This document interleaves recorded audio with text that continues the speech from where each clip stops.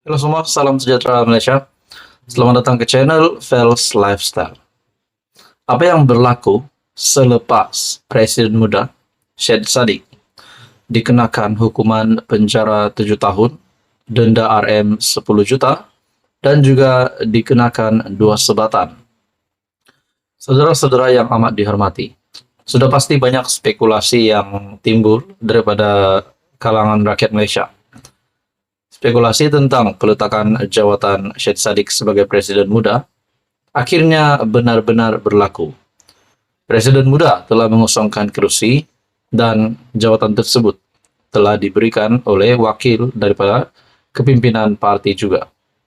Nah, saudara-saudara, setelah Syed Saddiq didapati bersalah 4 pertuduhan, bersebahat melakukan pecah amanah, salah guna harta dan pengubahan wang haram. Akhirnya apa yang berlaku kepada Syed Saddiq? Apa yang berlaku kepada kepimpinan parti? Pertama, parti muda sudah kehilangan presiden dan digantikan.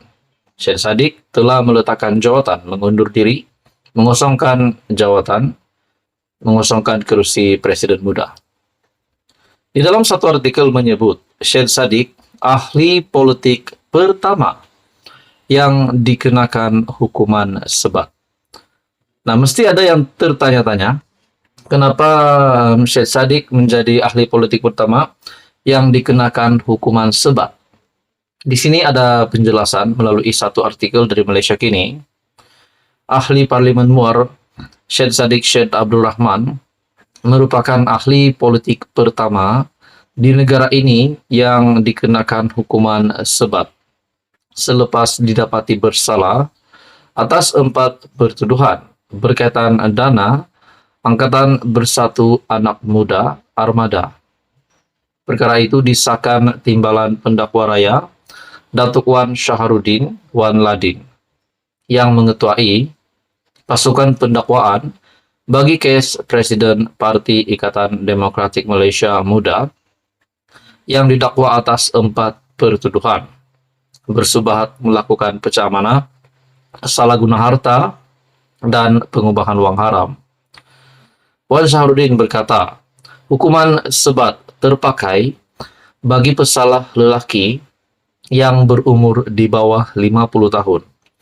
Berdasarkan Seksyen 289 dalam kurungan C Kanun Prosedur Jenayah 2007, pesalah perempuan, lelaki yang dijatuhkan hukuman mati, dan lelaki yang berumur lebih dari 50 tahun tidak boleh dikenakan sebatan, katanya ketika dihubungi pemberita. Dalam pada itu, Wan Shahrudin yang juga pengarah kanan bahagian perundangan dan pendakwaan SPRM berharap keputusan itu menjadi amaran kepada ahli politik lain agar tidak mengkhianati amanah rakyat. Mahkamah Tinggi menjatuhkan hukuman penjara 7 tahun dan 2 sebatan serta denda RM 10 juta ke atas Syed Saddiq 30 selepas beliau didapati bersalah atas 4 pertuduhan berkenaan.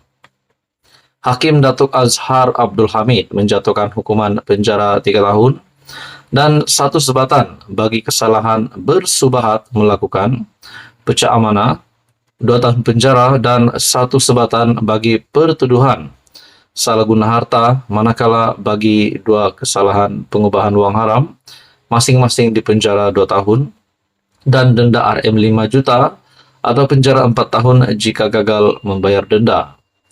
Selepas keputusan itu, bekas Menteri Belia dan Sukan itu hadir di mahkamah memakai sut berwarna hitam, kelihatan tenang dan sempat menenangkan ibu serta bapaknya yang menangis. Syed Saddiq ketika ditemui pemberita selepas prosiding berkata, beliau menghormati keputusan mahkamah dan sebagai seorang penggubal dasar, beliau perlu menetapkan kepercayaan ke atas institusi kehakiman. Saudara-saudara, apa komen Anda berkaitan dengan isu ini? Sekian saja untuk kali ini, teruskan bersama di dalam channel ini untuk info yang seterusnya.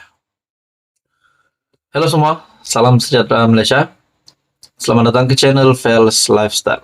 Tuan-tuan dan puan yang amat dihormati semua, hari ini saya akan bercakap tentang status Muhyiddin Yassin dan juga Tun Dr. Mahathir Mohamad.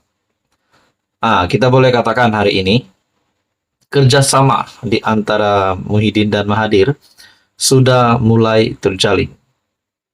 Disebabkan Mahathir di dalam Perikatan Nasional, di dalam PAS menjadi penasihat ataupun SG4, menjadi penasihat bagi 4 negeri takbiran PAS Perikatan Nasional. Manakala Muhyiddin Yassin pula adalah pengurusi Perikatan Nasional. Tetapi persoalan yang timbul di kalangan ramai orang, siapa yang lebih relevan sebenarnya? Siapa yang lebih berpengaruh? Walaupun kita tahu kedua-duanya adalah bekas Perdana Menteri.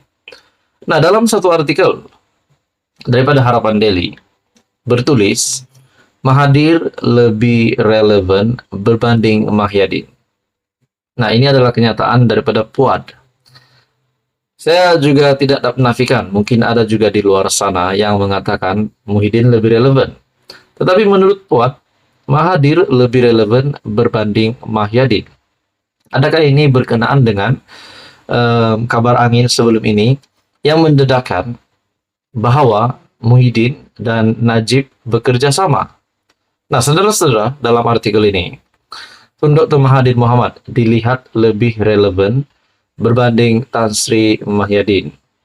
Menurut ahli Majelis Kerja Tertinggi UMNO, Datuk Dr. Muhammad Puad Zarkashi, beliau berkata, Mahathir dilihat lebih relevan kerana ahli politik berumur 98 tahun itu dilantik menjadi penasihat 4 negeri bawah PAS ataupun SG4. Muhyiddin kecewa dan terpinggir. Ramai yakin kenyataan Razali Idris, Ketua Penerangan Bersatu, agar Muhyiddin dan Najib bekerja sama adalah arahan Muhyiddin. Dia rasa terdesak, dia mahu dirinya dilihat kekal relevan. Apapun, Muhyiddin tidak perlu main wayang. Jangan bermimpi untuk kerja sama dengan Najib. Semua orang tahu dia tidak ikhlas dan jujur. Memang Muhyiddin sudah tidak relevan, tulisnya di Facebook. Untuk rekod, Tun Dr. Mahathir pernah mentadbir negara sebanyak 2 kali, yaitu sebagai Perdana Menteri ke-4 dan ke-7. Beliau menggalas jawatan Perdana Menteri ke-4 dari 1981 hingga 2003, manakala menjadi Perdana Menteri ke-7 dari 2018 hingga 2020. Dalam perjalanan politik Muhyiddin pula, beliau juga pernah memegang jawatan sama dengan Mahathir sebagai Perdana Menteri ke-8 dari 2020 hingga 2021. FMT melaporkan pemimpin UMNO menolak kemungkinan Najib dan Mahyadin akan bekerja sama disebabkan permusuhan panjang antara mereka. Menurut dua pemimpin yang enggan dinamakan itu, orang ramai tidak patut percaya. Cakap-cakap berhubung kemungkinan kedua-duanya bekerja sama semula. Seorang pemimpin menyifatkan ia sekadar cobaan bersatu untuk meningkatkan kelayakannya. Kekuatan mereka semakin merosot kerana lebih ramai ahli parlimen bersatu, berikrar menyokong Perdana Menteri Datuk Seri Anwar Ibrahim. Mereka takut PAS hilang kepercayaan kepada mereka. Nah, saudara-saudara, sampai di situ, adakah selepas ini lebih ramai lagi MP Bersatu Perikatan Nasional akan menyokong Datuk Seri Anwar Ibrahim?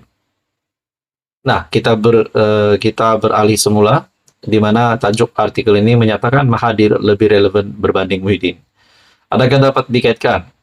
Di mana Muhyiddin kecewa dan terpinggir, ramai yakin kenyataan Razali Idris, Ketua Penerangan Bersatu, agar Muhyiddin dan Najib bekerja sama adalah arahan Muhyiddin sendiri. Nah, kalau benar ini arahan Muhyiddin sendiri, sudah pasti kita dapat lihat betapa terdesaknya Muhyiddin Yassin selepas beliau dilihat tidak relevan lagi. Saudara-saudara, menurut artikel ini menyebut Mahathir lebih relevan berbanding Muhyiddin. Apa komen Anda? Sekian saja untuk kali ini. Teruskan bersama di dalam channel ini untuk info yang seterusnya.